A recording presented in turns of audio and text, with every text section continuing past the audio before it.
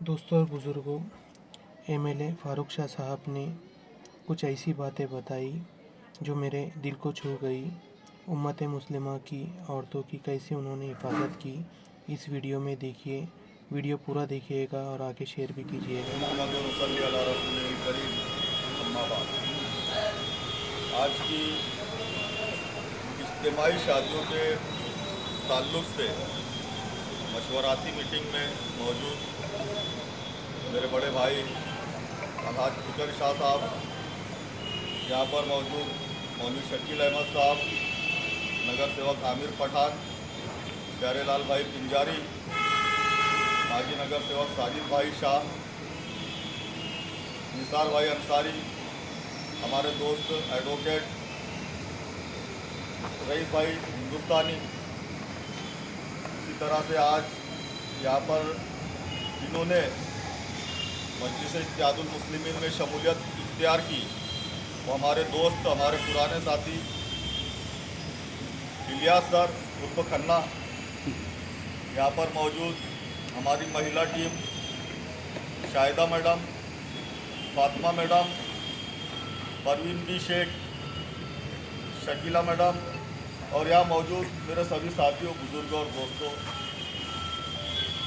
सबसे पहले मैं आप सब लोगों का शुक्रिया अदा करना चाहूँगा कि आप सब लोगों ने गुज़िश्ता 4 साल पहले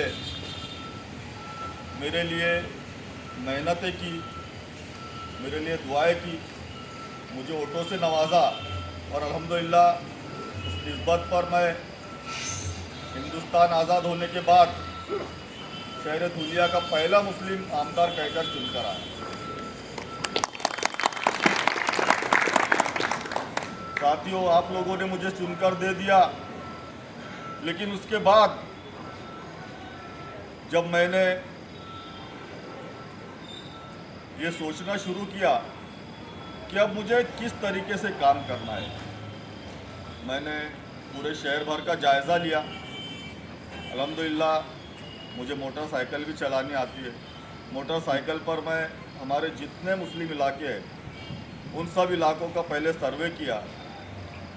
उस वक्त हमारी कोई ऑफिस भी नहीं थी, मैं घर के बाहर बैठा करता था और वहाँ पर जो लोग हैं मेरे पास मसले लेकर आते थे, उसमें अक्सर ख़वातीन आती थी।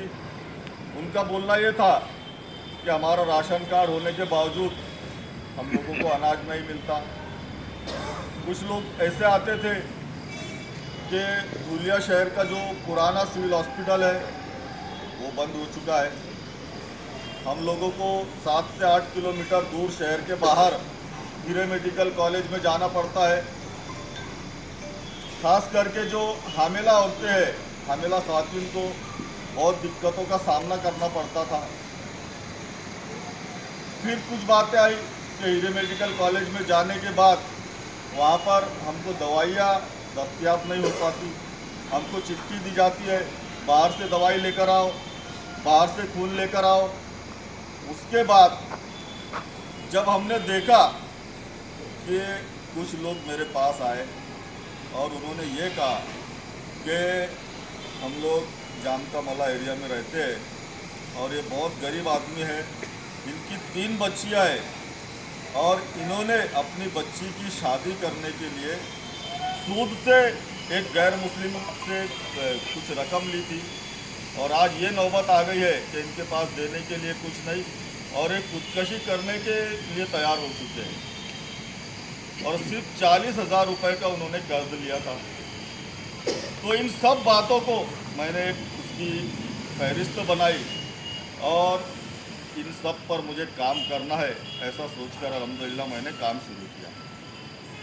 सबसे पहले तो ये कि मेरी ये कोशिश थी कि सन 2008 में जब फसाद चल रहे थे उस वक्त भी आप लोगों ने देखा होगा कि अल्हम्दुलिल्लाह हमारे जितने जो अपने आप को बड़े लीडरान समझते थे, अपने आप को बड़ा पुढ़ारी कहते थे, सभी ने अपने अपने फ़ोन स्विच ऑफ कर और वो कहाँ दुबक कर बैठ गए थे ये उनको पता। लेकिन अल्हम्दुलिल्लाह ये आपका भाई तने तनहा पूरे शहर का दौरा किया करता था, उस वक्त तो मैं आमदार भी नहीं था, नगर सेवक भी नहीं था, लेकिन एक कौम की खिदमत करने का जज्बा था। आप लोगों को बताते हुए खुशी होगी कि जिस वक्त हमारा कर्फ्यू नाफिज था, हमारे इतराफ़ के जो बिरादरान वतन है, हमारे जो साथी है जिनसे हमारे ताल्लुकात थे, हमने उनसे गुजारिश की कि आप कुछ हमारे लिए रिलीफ भेजो, मदद भेजो।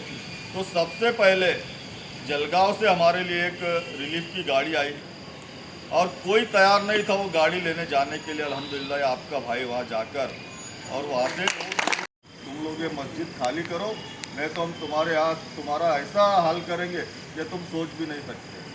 मुझे यहाँ के एक जमात के ज़िम्मेदार का फ़ोन आया, मैं फ़ौरन एसपी ऑफिस पहुँचा और एसपी साहब को बताया कि एसपी साहब हमारे कुछ लोग वहाँ और उनको वहाँ से लेकर आओ।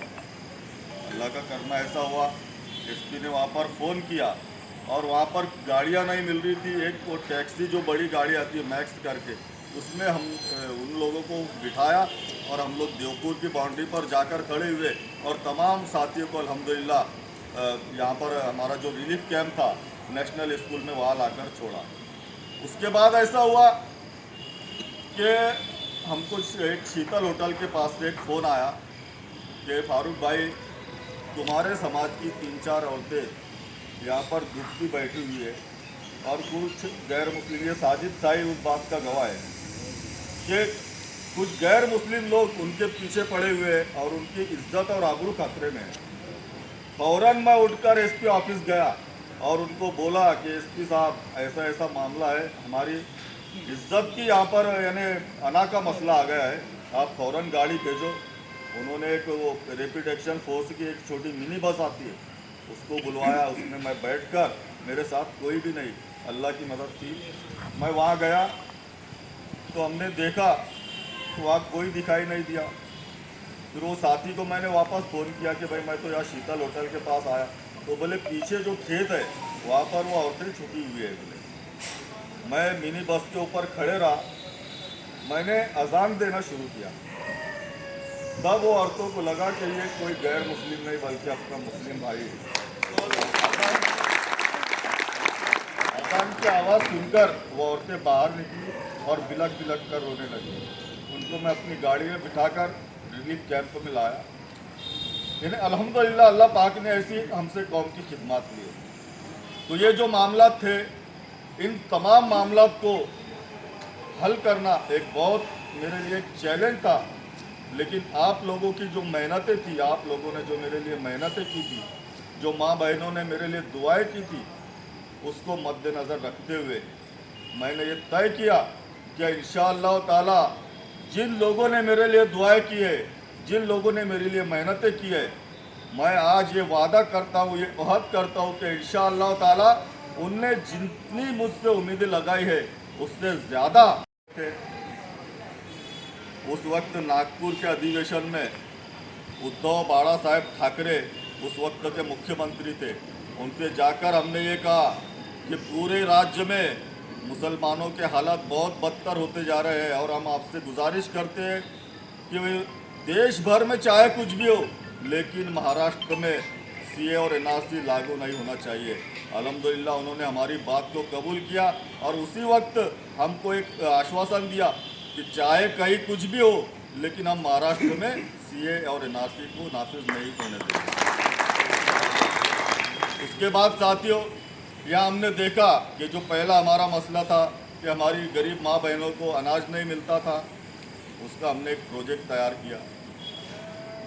जिला पुरवठा अधिकारी को बुलाया, तहसीलदार को बुलाया, एक प्रस्ताव तैयार करके उस वक्त के जो अन्न पुरवठा मंत्री थे छगन भुजबल, उनके वहाँ पर एक मीटिंग का इनेकाद किया और अल्हम्दुलिल्लाह तमाम गरीबों के लिए 22,500 मज़ीद कोटा हमने मंजूर करके और आज अल्लाह का शुक्र है कि जैसा दिन भर में 50 ख़वातीन आती थी, लेकिन अब दिन भर में 2 ख़वातीन भी नहीं आती है कि हमको अनाज नहीं मिल रहा। अल्लाह का शुक्र है, ये आप सब लोगों को अच्छी तरह से मालूम होगा। और कुछ रह गए होंगे तो आज भी हम लोग ये ऐलानिया कहते हैं कि जिन गरीबों को अनाज नहीं मिलता है, उन्होंने हमारे पास अपने डॉक्यूमेंट्स लाकर देना चाहिए। इंशाअल्लाह ताला उनको अनाज हम लोग मुहैया करके देंगे। उसके बाद यहाँ पर आप लोगों ने देखा होगा कि जिस वक्त मैं नायब मेयर था, उप महापौर था, इलियास सर, तवज्जो चाहूँगा कि 51-52 स्कूल थी, वहाँ पर बदकारियाँ होती थी और वो इमारत यानी खाली पड़ी हुई थी। उस वक्त मैंने जैसे आपको बताया कि 2008 में ये जो मामला चल रहे थे, एक मामला ऐसा आया कि एक यानी खातून थी, उसको डिलीवरी का मामला था। हम लोग टैक्सी में लेकर घूम रहे थे, लेकिन सब हॉस्पिटल बंद थे। उस वक्त मेरे जहन में आया कि चाहे कुछ भी हो, हमको हमारे इलाके में एक डिलीवरी वार्ड, एक सच्चा खाना बनाना ज़रूरी है। और मैंने अल्लाह से दुआ की कि अल्लाह ताला अगर मैं दौर इक़्तिदार में आया, मुझे अगर इक़्तिदार मिला तो इंशाअल्लाह सबसे पहला ये काम करूँगा कि अपने मुस्लिम इलाके में एक डिलीवरी वार्ड ज़रूर बनाऊँगा। अल्लाह ने मेरी बात, मेरी दुआओं को सुना और आज आप देखिए 51-52 स्कूल में अल्हम्दुलिल्लाह बेहतरीन तरीके से डिलीवरी होती है। उसके बाद फिर हमने जूने सिविल हॉस्पिटल के ऊपर काम करना शुरू किया। अल्लाह का शुक्र है, आप लोगों ने देखा होगा कि 2 साल पहले जो अधिवेशन था उसमें मैंने आवाज़ उठाई और वहाँ पर 200 खाट का, 200 बेड का एक लेडीज़ वार्ड हमने मंजूर करके लिया। अल्हम्दुलिल्लाह आज उसका काम शुरू है और बेहतरीन तरीके से आज हमारी ख़वातीन को मालूम है या नहीं, लेकिन यहाँ भी डिलीवरी होती है। सिविल हॉस्पिटल में डिलीवरी होना शुरू है। अगर आप लोगों को कुछ भी मसला है तो आप इधर ऑफिस पर आकर रब्ता कायम करें। दूसरी बात कि जब हम पूरे शहर का जायज़ा ले रहे थे, हमने जाकर देखा कि अक्सर मुस्लिम इलाकों में ऐसी हालत है। इलियास सर साहब, रईस सर, अक्सर जुम्मा के रोज़ हमारे मर्दों का नहाना हो जाता था, लेकिन जो हमारी औरतें वो बेचारी मर्दों का नहाना होने के बाद जो उनके घर के बाहर जो कुंडे रहते हैं, जिसको गड़ा हम क्या बोलते हैं, खड्डे, सोस खड्डे, गटरे ना होने की वजह से अपने अपने घरों के बाहर खड्डे खोद लिया था और वो औरतें अपने हाथों से वो गड्ढे उपस कर उसके बाद नहाती थी, फिर नमाज पढ़ती थी। और पूरे जितने मैं समझता हूँ कि 90% मुस्लिम इलाकों की ये हालत थी। मैंने एक अज़्म किया कि इंशाअल्लाह ये तमाम तकलीफ़ों को दूर करूँगा। सबसे पहले मैंने मुस्लिम इलाकों में गटरे बनाने का काम शुरू किया। ऐसे हालात आते थे कि अगर बारिश हो जाए तो हम लोग हमारी दुकान से, हमारे कारखाने से, हमारी फैक्ट्री से अगर काम करके आए तो हमारे घर तक जाने के लिए हमको मोटरसाइकिल बाहर खड़ा करनी पड़ती थी, क्योंकि इतना कीचड़ हुआ करता था कि हम लोग मोटरसाइकिल से अपने घर नहीं जा पाते थे। ऐसे हालात थे कि नहीं साथी? अल्हम्दुलिल्लाह हर जगह मैंने, अभी बाकी के कुछ लोगों ने काम किया नहीं किया, करते थे, वो डामरी रोड बनाते थे। डामरी रोड एक बारिश आने के बाद खराब हो जाता था, लेकिन अल्हम्दुलिल्लाह हमने कंक्रीट शुरू किया। कंक्रीट ही काम करते आए, अल्लाह का शुक्र है। अभी हमारे साथी रईस सर ने बताया कि वर्जई रोड के ऊपर कितने साल सियासत किए लोगों ने, वो चाहते तो बना नहीं सकते थे। अरे मुझे तो CA NRC कोरोना जैसा है, 2 साल मेरे फालतू गए। 2 साल में अल्हम्दुलिल्लाह मैंने वो काम किया। तुमने 20-20 साल इस पर गंदा राजकारण किया, सबने अपने अपने बंगले बना लिए। और रोड कौन बनाया? ये पूरा इलाका, पूरा रोड मुस्लिम इलाकों से होकर गुजरता है, इसलिए उन्होंने गंदा राजकारण किया।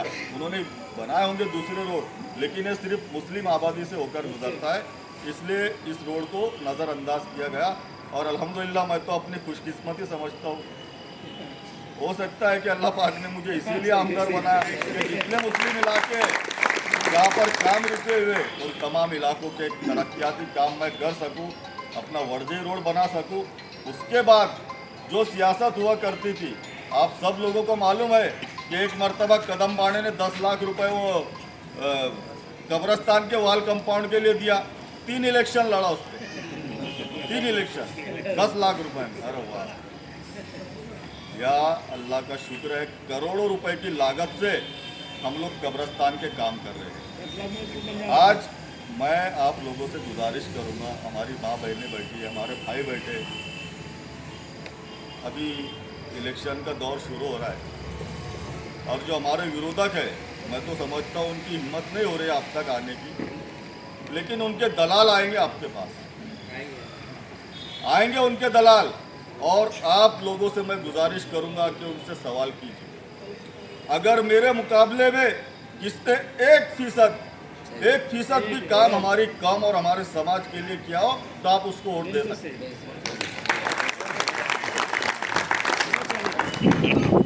इतने खराब हालत थे हमारे, जो चंद दलाल मिलकर वहाँ जाकर पूरी कौम और समाज को बेचकर आते थे, खुद की जेबें भर लेते थे, लेकिन हमारी ख़वातीन को, हमारे भाइयों को, हमारे बुजुर्गों को इतनी दिक्कतों का सामना करना पड़ता था और ये बेगैरतों को गैरत नहीं आती थी। साथ हमने कई पार्टीज़ में काम करके देखा, हमारे इलियास सर इस बात के गवाह है।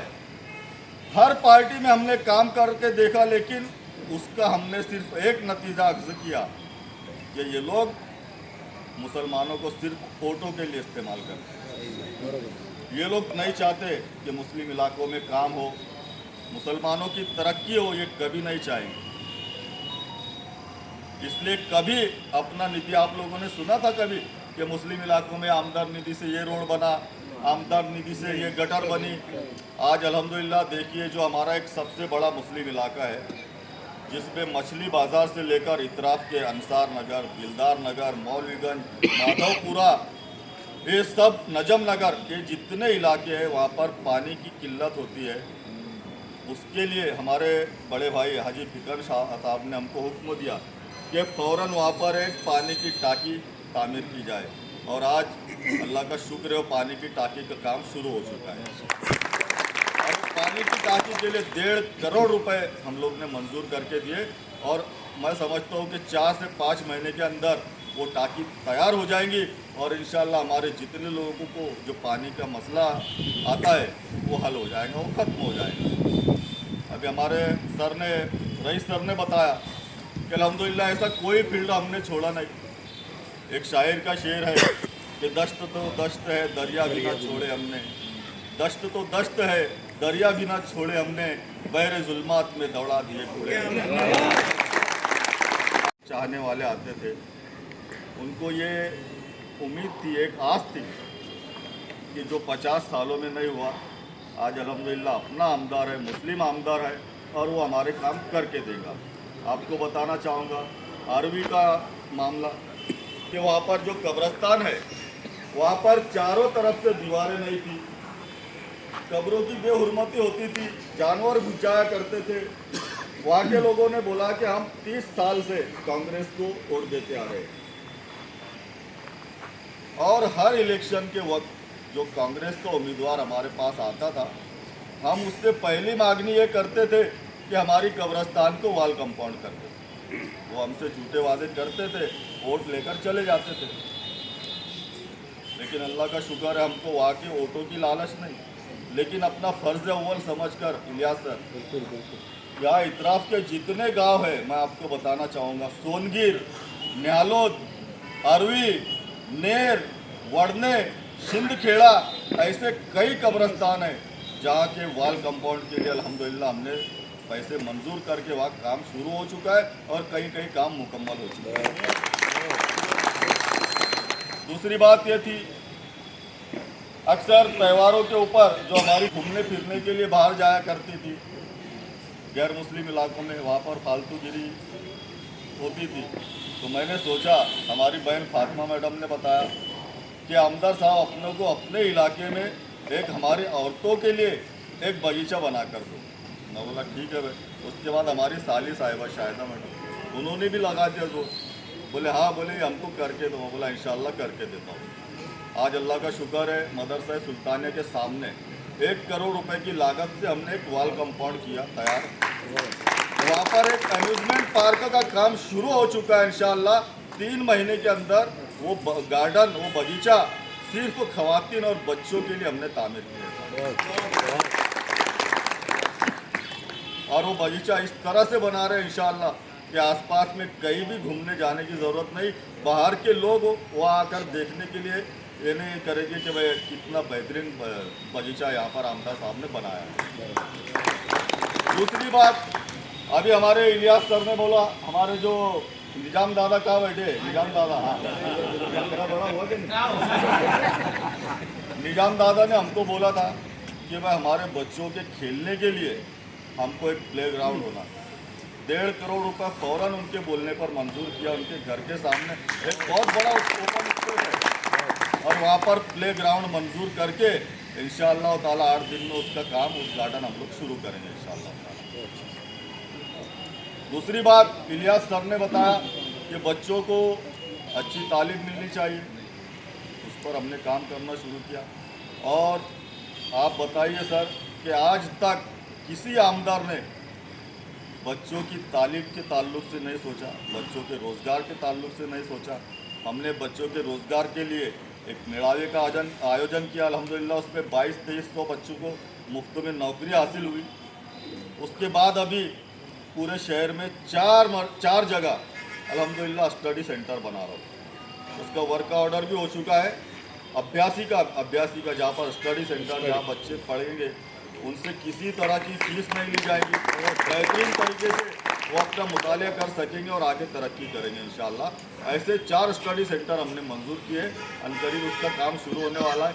एक तो ये हमारे ठेकेदार इनको दिया है, एक का कैसर पेंटर है क्या देपुर, हाँ, एक शहजाद भाई बना रहे हैं। ऐसे 4 जगह हम लोग स्टडी सेंटर बना रहे हैं। हमारी कोशिश ये है कि हर फील्ड में हम लोग काम करें और जितना ज़्यादा से ज़्यादा अपने कौम और समाज को हमारे से फ़ायदा हो हम इंशाअल्लाह करेंगे। अभी इलियास सर ने भी हमसे यही बात की है। तो मैं आप लोगों को गुजारिश है, आप लोग जैसे भी मसाइल हो कौम के ताल्लुक से, समाज के ताल्लुक से, चाहे कैसे भी मसाइल हो आप लाकर बताइए। इंशाअल्लाह हम उसको हल करने की कोशिश करेंगे।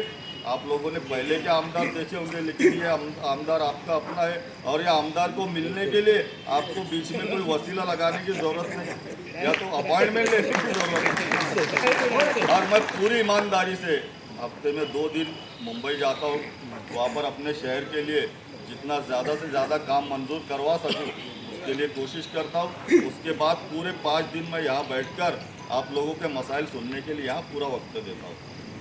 तो साथियों, आप लोगों से बस यही कहना है कि हमारी कोशिश है कि जो लोगों ने मुझसे उम्मीदें लगाई है इंशाअल्लाह मैं तो समझता हूँ आज मेरे दिल मुतमईन है।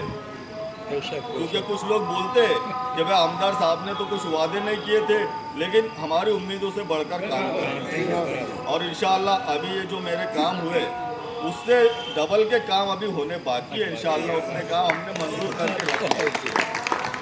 तो हर तरीके से हम लोग काम करेंगे। और ये जो हमारे विरोधक है अभी ये सोच में पड़ गए कि अरे यार हम जाएंगे तो क्या बोलेंगे। कई औरतें तो ऐसी होती है कि बोले हमको गाली देंगे, अरे क्या इसके लिए वोट मांगना, 15 साल उसने करा ना, क्या करा हमारे लिए, पूछेंगे हम लोग। हमारी औरतें, हमारे भाई नौजवान पूछेंगे कि भाई तुमने क्या किया। आप लोग देखिए अभी त्यौहार बार के मसले आते हैं।